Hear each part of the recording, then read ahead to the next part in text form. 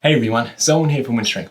On today's quick training tip video, I wanted to talk about deadlifts and how your triceps can help you deadlift slightly more weight.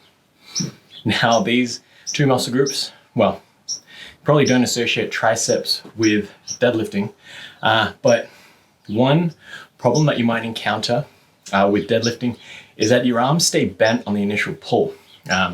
So I'll try and throw in a clip here from the side.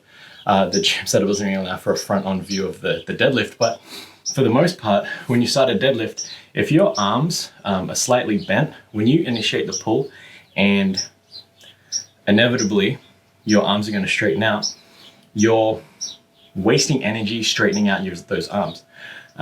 It also opens up the possibility for increased risk of bicep tear because you're effectively trying to hold couple of 100 pounds with your biceps as well as with the deadlifting, but pretty sure your lower back can take the weight.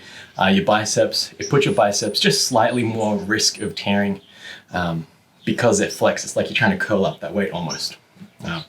So that being said, one way to try and mitigate that or to really make sure your arms are straightened is to flex your triceps, because inevitably when you flex your triceps, no matter which way you do it, it has to inevitably lock your elbow into place so you know your arms are perfectly straight. The way you want to look at it is if your arms are bent at the start of the pull, it's like you're pulling on an elastic band and you're having to take out the tension in the elastic band before the weight even gets off the ground. So apart from some sort of injury risk, the efficiency of the pull is more important here, I could argue, because you're wasting energy trying to straighten your arms up from a bent position. And what's funny is this is kind of natural. When we pick something up, it's really awkward to kind of pick it up with locked arms. It's going to take a little bit of practice. So I would say while the weight's light, really focus on keeping your arms and elbows as locked as possible. Because as the weight gets higher, as the weight gets heavier, you're going to kind of revert back to old habits. But when we engage our grip and really want to flex, for the most part, that tension kind of radiates up.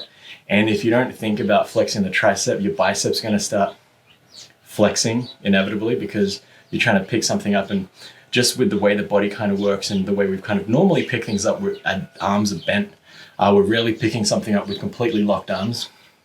Like even if you try and do a tire flip or just pick up a heavy table, you're generally holding it with some sort of bent arm when you pick it up. You're not usually locked arms out and you're picking it up like that.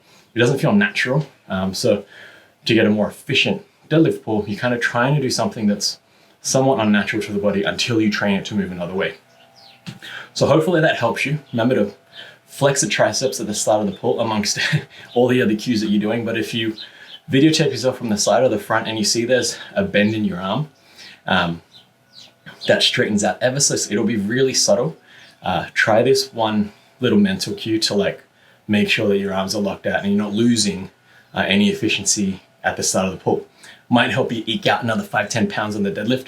Might not sound like much, but over the year, you're probably gonna do really well with this change of movement pattern. Hopefully that helps. This has been Selwyn from WynnStrength, and remember, a better life through strength.